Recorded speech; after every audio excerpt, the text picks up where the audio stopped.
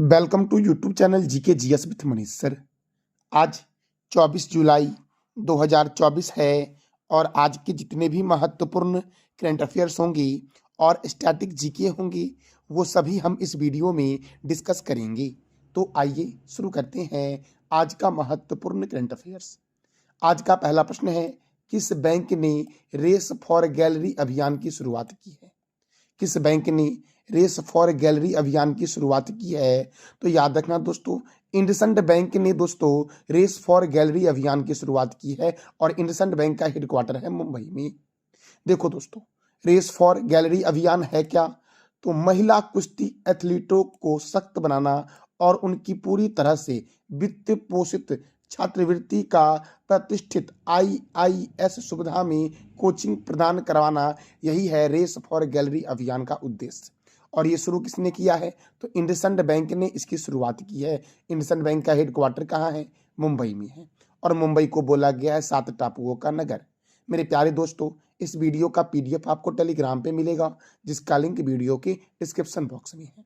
अगला प्रश्न है, नासा ने किस ग्रह पर मिसी इलियट का हिप हॉप संगीत भेजा है? नासा ने किस ग्रह पर मिसी इलियट का हिप हॉप सॉन्ग भेजा है? तो शुक्र ग्रह पर भेजा है दोस्तों। इसका आंसर क्या हो जाएगा? बी। किस ग्रह पर भेजा है? तो शुक्र ग्रह पर भेजा है। अब देखो दोस्तों, नासा ने यह भेजा है। देखो, नासा के डीप स्पेस नेटवर्क द्वारा सावधानी पूर्वक इसका आयोजन किया गया है। नासा का फुल फॉर्म हो जाएगा national aeronautics and space administration और इसका हेडक्वार्टर है अमेरिका की राजधानी वॉशिंगटन में। नासा की स्थापना हुई थी 29 जुलाई 1958 को और नासा के चेयरमैन कौन है? तो बिल नेल्सन है नासा के चेयरमैन। दोस्तों आप बता दो, इसरो के चेयरमैन कौन है? दोस्तों देखो, शुक्र ग्रह। शुक्र जो है यह सूर्य के निकटवर्ती में दूसरा ग्रह है। तो सूर्य के निकटवर्ती में पहला ग्रह कौन है? बुध है। देखो, शाम को यह पश्चिम में एवं सुबह को यह पूर्व में दिखाई देता है, इसीलिए इसे सांझ का तारा या भोर का तारा कहते हैं। इवनिंग स्टार या मॉर्निंग स्टार के नाम से इसे जानते हैं।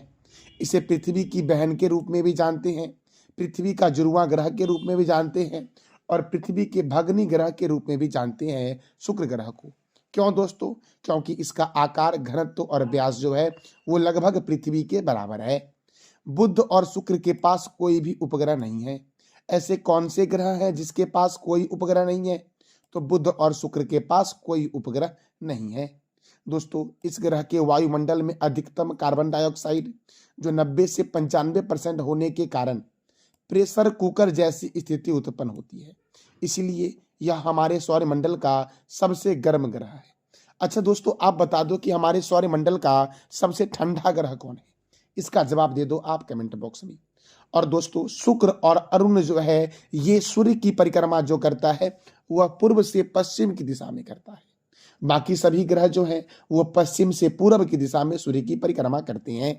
अगला प्रश्न है, सियाचिन ग्लेशियर पर तैनात होने वाली दूसरी महिला अधिकारी कौन बनी है? तो दोस्तों सुप्रीथा बनी है। कौन बनी है? सुप्रीथा सियाचिन ग्लेशियर पर तैनात होने वाली दूसरी महिला अधिकारी बन गई है। अच्छा, सियाचिन ग्लेशियर पर तैनात होने वाली पहली महिला अधिकारी का नाम क्या है? शिवा चौहान। दोस्तों क्या नाम है? शिवा चौहान।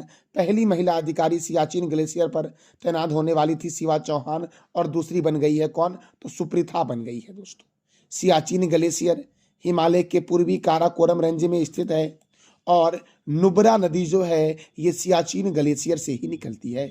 कहाँ से निकलती है नुब्रा नदी? तो सियाचिन ग्लेशियर से। और सियाचिन ग्लेशियर पर तैनात होने वाली दूसरी महिला अधिकारी कौन बन गई? सुप्रीथा बन गई। और पहली कौन है? शिवा चौहान। तो देखो दोस्तों, पहली महिला फाइटर पायलट कौन बनी? अवनी चतुर्वेदी बनी। नौसेना की पहली महिला पायलट कौन बनी? शिवांगी सिंह। पहली महिला फाइटर पायलट कौन बनी? अवनी चतुर्वेदी। नौसेना की पहली महिला पायलट कौन बनी? शिवांगी सिंह। पहली महिला लड़ाकू विमान पायलट कौन बनी? भावना कांत बनी। दोस्तों, पहली महिला लड़ाकू विमान पायलट कौन बनी? तो भावना कांत। वायुसेना कमांडर लड़ाकू इकाई की कमान संभालने वाली पहली महिला कौन बनी? शालिजा धामी बनी।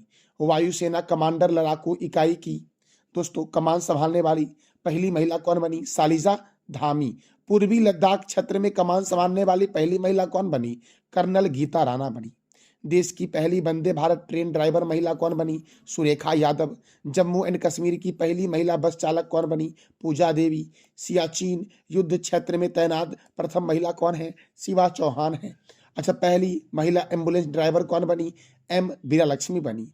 भारतीय सेना की पहली महिला जज कौन है? तो ज्योति शर्मा है दोस्तों। कौन है? ज्योति शर्मा। दोस्तों, पहली महिला लड़ाकू विमान पायलट कौन है? भावना कांत है। देश की पहली वंदे भारत ट्रेन ड्राइवर महिला कौन है दोस्तों? सुरेखा यादव है। सियाचिन युद्ध क्षेत्र में तैनात प्रथम महिला कौन है? शिवा चौहान। और दूसरी दोस्तों सियाचिन युद्ध क्षेत्र में कौन तैनात हुई है, ये आप बता दो कमेंट बॉक्स में मेरे प्यारे लाल एवं लालियो। अगला प्रश्न दोस्तों है, हाल ही में किस राज्य सरकार ने मुस्लिम विवाह और तत्काल पंजीकरण कानून रद्द किया है? हाल ही में किस राज्य सरकार ने मुस्लिम विवाह और तत्काल पंजीकरण कानून को रद्द किया है? तो असम ने किया दोस्तों।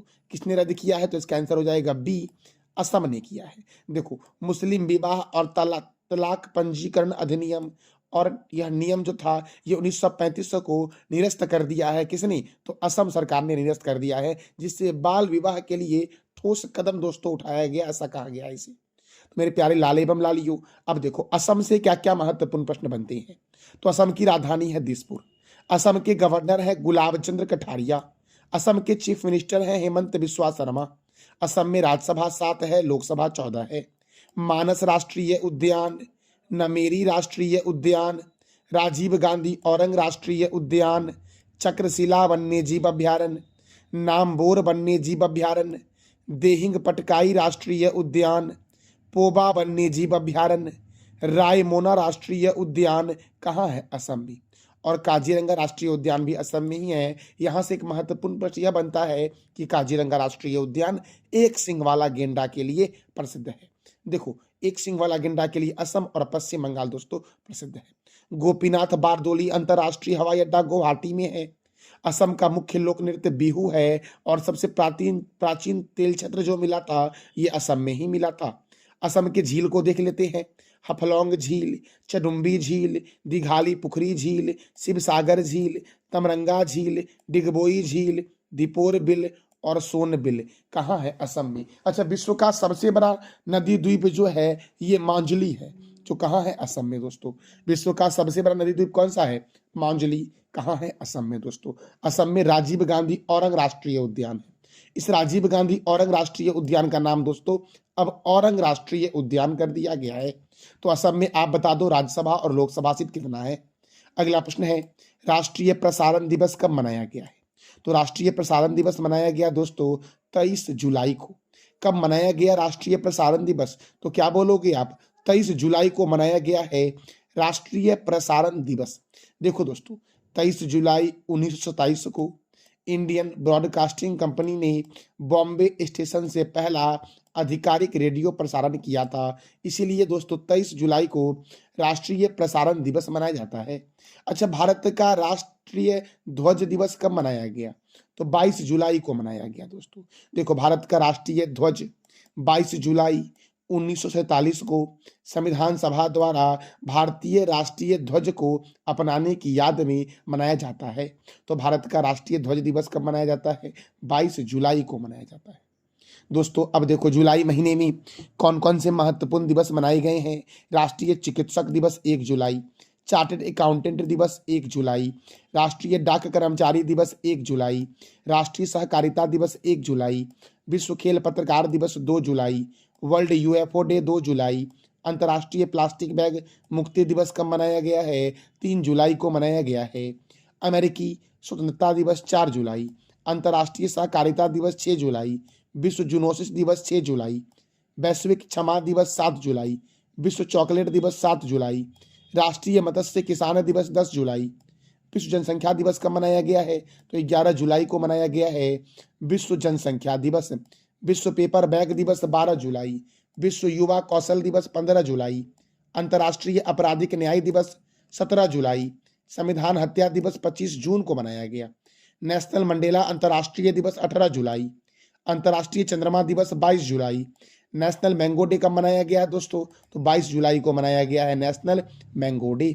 अगला प्रश्न है, T20 में सर्वाधिक रन बनाने वाली भारत की महिला खिलाड़ी कौन बनी है? तो हरमनप्रीत कौर बनी दोस्तों। इसका आंसर क्या हो जाएगा? ए। हरमनप्रीत कौर ने T20 में अब तक सर्वाधिक रन बनाने वाली भारतीय महिला खिलाड़ी बनी है, जिन्होंने T20 मैचों में 3,415 रन बनाए हैं। तो हरमनप्रीत कौर ने कितना रन बनाया दोस्तों? 3,415 रन बनाया है T20 मैच में। दोस्तों देखो अब क्रिकेट, तो क्रिकेट के महत्वपूर्ण स्टेडियम को देख लो दोस्तों, बहुत ही महत्वपूर्ण है किसी भी प्रतियोगिता परीक्षा के लिए। चिदम्बरम स्टेडियम चेन्नई में, Chepauk stadium Chennai, Eden Garden stadium Kolkata, Chinna Swamy stadium Bengaluru, Arun Jaitley stadium Delhi, Rajiv Gandhi stadium Hyderabad में है, Barabati stadium Mumbai, Keenan stadium Jamshedpur, Melbourne stadium Australia, Perth और बिस्वर्न स्टेडियम भी ऑस्ट्रेलिया में ही है दोस्तों। अच्छा, जमशेदपुर दोस्तों कौन से रिवर के किनारे है, ये आप बता दो कमेंट बॉक्स में। देखो दोस्तों, पूरे विश्व में जो क्रिकेट की सर्वोच्च संस्था है वो ICC है, international cricket council. International cricket council का हेडक्वार्टर दुबई में है और इंटरनेशनल क्रिकेट काउंसिल के चेयरमैन जो हैं वो है ग्रेग वारकेली। आप बताओ ICC की स्थापना कब हुई? तो देखो भारत में कौन करता है क्रिकेट को control? BCCI, board of control for cricket in India. इसका हेडक्वार्टर मुंबई में है। इसकी स्थापना 1 दिसंबर 1928 को हुई और इसके प्रेसिडेंट कौन है? रोजर बिन्नी। इंग्लैंड और ऑस्ट्रेलिया का राष्ट्रीय खेल क्रिकेट है।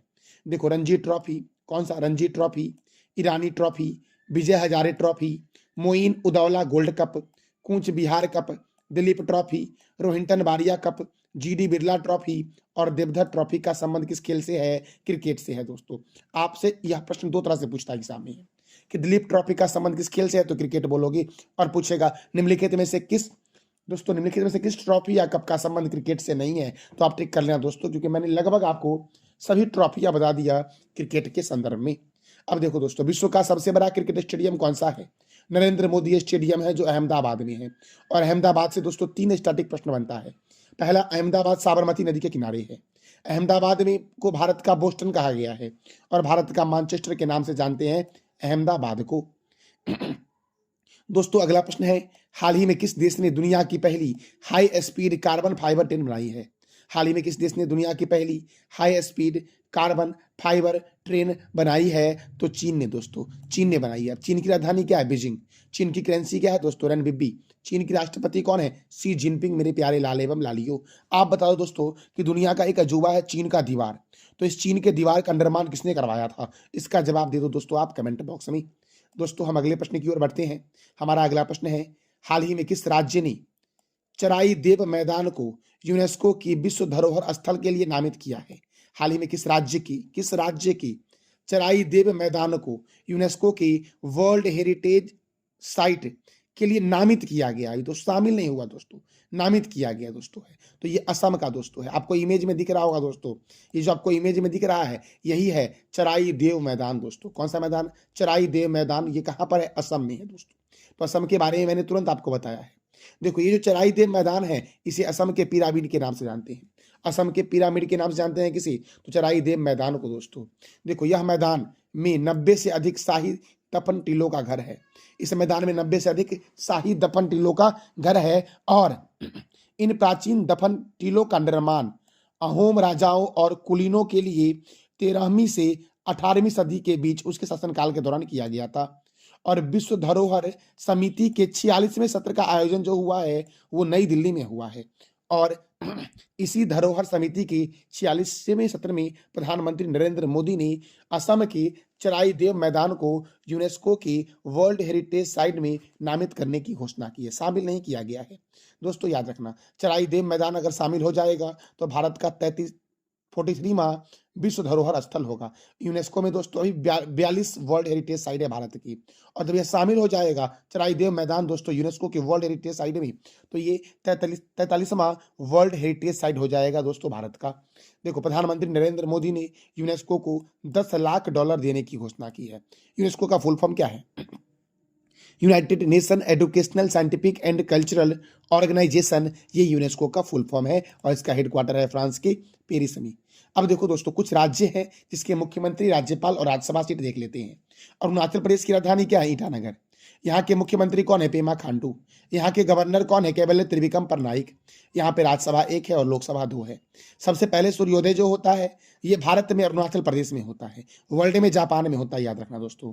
और सूर्य की सबसे पहली किरण जो पड़ती है ये दुनिया में एक पर्वत है, न्यूजीलैंड में है, माउंट हिंकुरोंगी, उसी पर सूर्य की पहली किरण पड़ती है। और सूर्योदय का देश बोलते हैं किसे दोस्तों? तो जापान को बोलते हैं। असम की राजधानी क्या है? दिसपुर।